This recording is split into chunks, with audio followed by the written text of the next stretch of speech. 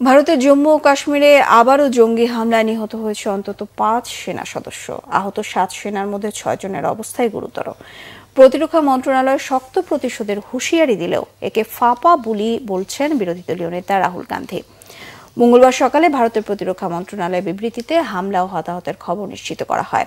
জানানো হয়, জম্মু ও কাশ্মীরের কাঠুয়া জেলা থেকে ১৫০ কিলোমিটার দূরের মাচেদি এলাকায় সেনাবাহিনীর একটি গাড়ির বহরে গ্রেনেড হামলা ও গুলিবর্ষণ করে জঙ্গিরা। হামলার পরপরই পাশের বনাঞ্চলে জঙ্গিরা পালিয়ে যায়।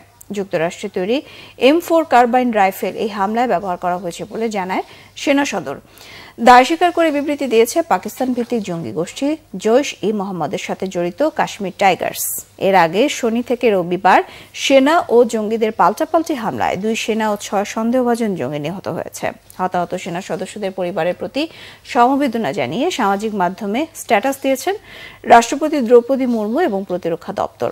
জনগণকে মিথ্যা প্রতিশ্রুতি না দিয়ে সন্ত্রাসের বিরুদ্ধে কঠোর পদক্ষেপ নিতে সরকারের প্রতি আহ্বান জানিয়ে সংসদে বক্তব্য দিয়েছেন কংগ্রেস নেতা রাহুল গান্ধী।